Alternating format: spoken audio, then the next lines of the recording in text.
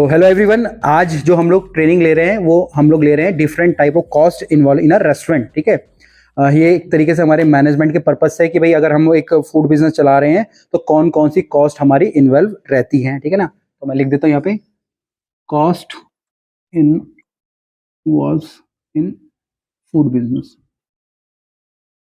ठीक है जी। अभी जैसे एक तो हम लोग बात करते हैं हमारी फूड कॉस्ट की। ठीक है, तो फूड कॉस्ट से रिलेटेड ऑलरेडी मैंने एक वीडियो बना रखी है। ठीक है, तो आप वो लोग देख लेना। ठीक है जी, ये लो जी, सबसे पहले होगी हमारी फूड की कॉस्ट है। अब फूड की कॉस्ट का मतलब क्या होता है कि भाई जो भी मैं खाना बना रहा हूँ उसको बनने में कितनी कॉस्ट आती है। अब और उसके बाद जैसे हमारे क्वेश्चंस रहते हैं कि मेरी एक बिरयानी को बनने में 50 रुपए लग रहे हैं। ठीक है ना, अब उसमें बनने में गैस कितनी लगने वाली है, कितनी मैन पावर लगने वाली है, कितनी इलेक्ट्रिसिटी लगने वाली है, कितना रेंट का पोर्शन जाएगा, कितना मार्केटिंग पे खर्चा जाएगा या और सारे खर्चे, प्लस मेरे को कितना प्रॉफिट मार्जिन होना चाहिए। तो ऐसे ऐसे क्वेश्चंस हमारे दिमाग में होते हैं। अब तक मैंने जो पढ़ाई करी थी, ठीक है ना, मैं उसके बेसिस पे बता रहा हूँ, प्लस उसमें अपने एक्सपीरियंस के बेसिस पे बता रहा हूँ।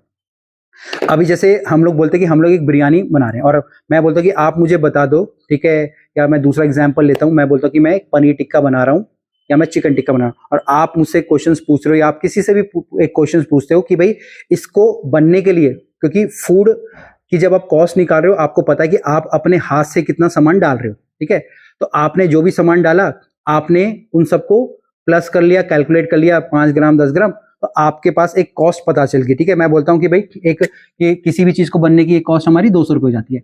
अब मैं बोलता हूँ कि भैया इसमें मुझे बता दो कि मेरी फ्यूल की कॉस्ट कितनी है या मेरी गैस की कॉस्ट कितनी है। अब ये कैसे निकलेगी, है ना।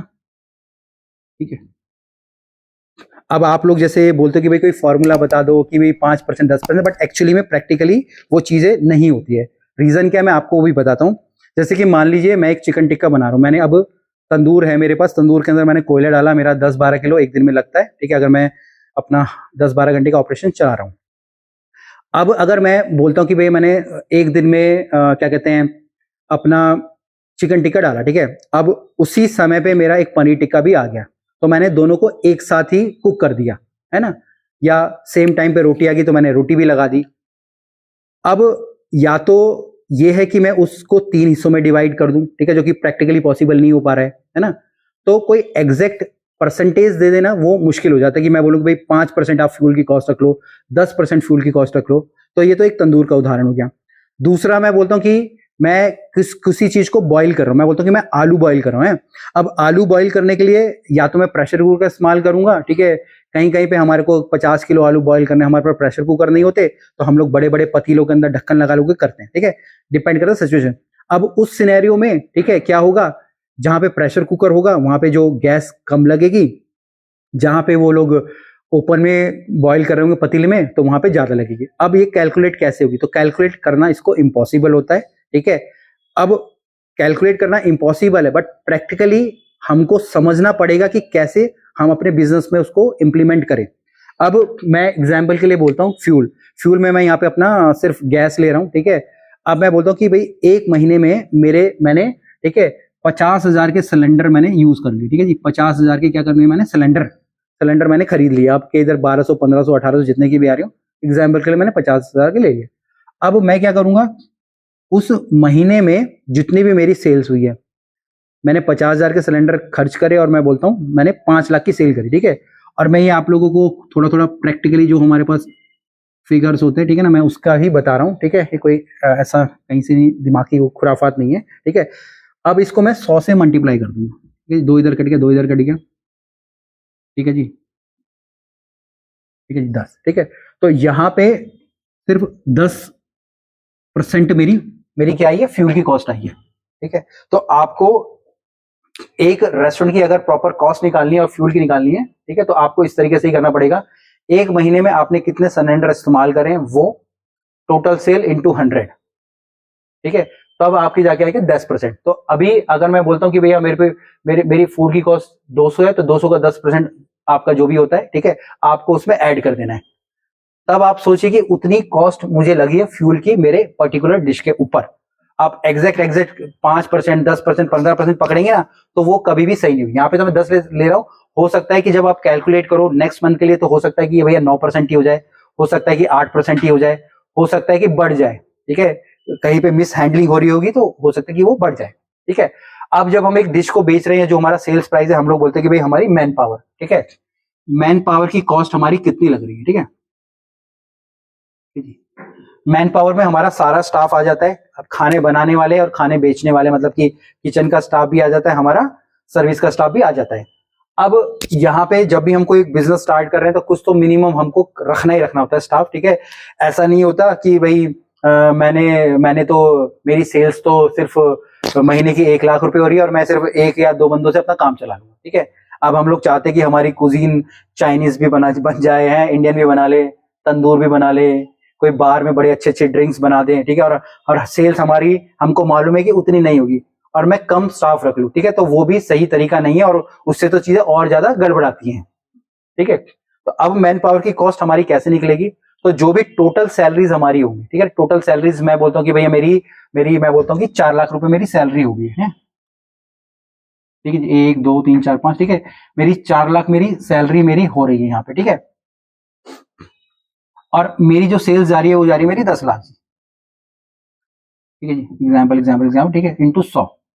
अब वापिस से सेम से इसको करेंगे, 2 इधर कटेंगे, कितनी होगी जी, कितनी मिलामा जी,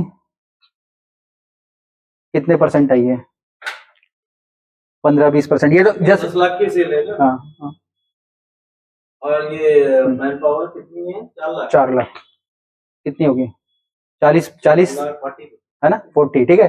तो ये जो मैन पावर की कॉस्ट कितनी हो रही है मेरी, 40%, ठीक है, जो कि एक्चुअल सिनेरियो होता है, ठीक है, जब भी हम लोग कोई रेस्टोरेंट स्टार्ट कर रहे हैं, ठीक है जी। क्योंकि जब आप रेस्टोरेंट को स्टार्ट कर रहे हो तो आपको भी नहीं पता है कि भैया वो उसकी सेल्स कितनी होगी, बट जो बेसिक रिक्वायरमेंट होती है हमको वो रखनी पड़ती है, क्योंकि उसके बिना हम लोग अपने ऑपरेशंस को रन नहीं कर सकते। या ऑलरेडी आपके पास कोई ऑलरेडी फार्मूला है, या भाई आप बोलते हो कि भाई मेरे को सिर्फ एक सिंगल आइटम पे जाना है, तो वहां पे आप कंट्रोल करते हो। अब यही सेल अगर मैं बोलता हूँ 4 लाख की मेरी मैन पावर हो रही है और यही सेल मेरी यहाँ पे 1 करोड़ जा रही है, ठीक है, या मेरी 50 लाख जा रही है, ये और नीचे घटेगा, है ना, तो ये 40 के बदले कितना हो जाएगा मेरा मेरा है ना, 20 पे आ जाएगा। तो ये जो कॉस्ट है वो मेरी बिल्कुल परफेक्ट है, ठीक है जी। तो ये कॉस्ट मेरी कितनी है, बिल्कुल परफेक्ट है। 4 लाख मैन पावर लग रही है और मेरी 50 लाख की मेरी सेल हो रही है, जो कि इम्पॉसिबल नहीं है, पॉसिबल है, ठीक है। रेस्टोरेंट्स की सेल दिन में 4 4 5 5 10 लाख भी जाती है, ठीक है, जहां पे हमारे बार्स वगैरह होते हैं, ठीक है, तो उतनी सेल जाती है। बट जब हम बिजनेस स्टार्ट कर रहे हैं तो हम जो भी ऑनर्स हैं उनको ये कैलकुलेशन होनी चाहिए, उनको उनके दिमाग में चीजें होनी चाहिए। ऐसा नहीं कि आप बोल रहे हो कि भाई मेरी सेल्स कम होगी, मुझे मालूम है, तो मैं 1 या 2 बंदे का, ठीक है, तो वो और फिर हम लोग कोशिश करते हैं कि हमको एक पूरा पता भी चल जाए कितने मेरी कॉस्टिंग होगी, तो वो इम्पॉसिबल होता है, प्रैक्टिकली इम्पॉसिबल होता है, ठीक है। इसके बाद मैं बोलता हूँ मैन पावर के बाद मैं बोलता हूँ मेरी इलेक्ट्रिसिटी कॉस्ट, ठीक है, इलेक्ट्रिसिटी, ठीक है, बिजली होगी हमारी। अब बिजली हमारी किचन में भी यूज हो रही है, हमारे रेस्टोरेंट में यूज हो रही है, ठीक है, हमारे साइनेजेस हैं, मिक्सी चल रही है, फ्रिज चल रहा है, बार काउंटर है, ये सारी चीजें। अब इसमें हम पर डिश के ऊपर कभी भी ये जज नहीं कर सकते भाई उस पर्टिकुलर डिश को बनने में कितनी बिजली हमारी लग रही है, ठीक है, वो भी नहीं पॉसिबल था। अब क्या होगा, मेनली क्या होगा, मंथली में मेरा जो भी बिल आएगा, ठीक है, फिर से मैं सेल यहाँ पे 5 लाख रुपए रख देता हूं और मैं यहाँ पे मैं बोलता हूँ कि भैया मेरी जो बिल आ रहा है मेरा 1 लाख रुपए आ रहा है, ठीक है जी, ठीक है जी, कितना हो गया, 5%, ठीक है ना। वैसे 5 से ज्यादा ही जाता है जनरली, देखे ना, 5 मैंने गलत हो गया, ठीक है, बट मैं पूरे महीने का मैं उसको कैलकुलेट करूंगा कि भाई मेरा पूरे महीने में मेरे इतनी परसेंट मेरी जा रही है। इसके बाद हमारा रेंट आ जाता है, ठीक है, रेंट बड़ा महंगा होता है, रेंट मैं कितना लूं, 1 लाख रुपए ले लेता हूँ, नहीं ज्यादा लूंगा, कितना ले रेंट, 2 लाख रुपए, ठीक है जी, 1 2 3 4 5, ठीक है जी, यहाँ पे आ गया 100, और सेल में वापिस से मैं कितनी बोल देता हूँ, मेरी 50 लाख रुपए ले लेते हैं इस बार हम लोग सेल, ठीक है जी, कितने हो गए, अब कितने रेंट हो जाएगा, कितना हो गया लामा जी बताना, है ना, 20%, नहीं कितना हो गया, है ऊपर है 2 लाख, नीचे है 5 लाख रेंट कितना परसेंट हो गया। जैसे ये क्वेश्चन रहता है ना कि मेरे को कितना परसेंटेज रेंट होना चाहिए, 2 लाख, है ना, तो ये तो डिपेंड करता है सिचुएशंस पे, है ना, 40 आ रहा है, ठीक है, चलो जी। नहीं भी आ रहा हो तब भी समझ लेंगे जो वीडियोस हैं, ठीक है। अभी मैं बोल रहा हूँ मेरा रेंट आ रहा है, मेरा 40% आ रहा है, जो कि बहुत ज्यादा है। तो भैया मेरे को तो सेल्स क्या करनी पड़ेगी, अपनी फिर से बढ़ानी पड़ेगी। तो ये 50 लाख को मुझे 1 करोड़ पे ले जाना होगा, 80 लाख पे ले जाना होगा, तब जाके मेरी जो इतना महंगा जो स्ट्रक्चर हम लोग रेडी करके बैठे हैं वो हमारा कवर होगा। ठीक है जी, ये हो गया। इसके बाद हमारा और क्या आ जाता है, हमारे हम लोग मार्केटिंग हम लोग बोलते हैं। ठीक है जी, आजकल मार्केटिंग का, सेल्स का बड़ा खर्चा होता है। ठीक है, हम लोग अपने फेसबुक चलवा रहे हैं अपने पेज की, ठीक है जी, हम लोग अपना इंस्टाग्राम हैंडल करवा रहे हैं, कोई हमारे बिहाफ पे हम लोग कस्टमर को बुलाने के लिए कॉल कर रहा है, हम लोग पैम्पलेट्स प्रिंट आउट करा रहे हैं, मेन्यू प्रिंट आउट करा रहे हैं, तो वो सारा का सारा हमारी मार्केटिंग में जा रहा है। ठीक है, अब ये भी एक हमारी कॉस्ट है।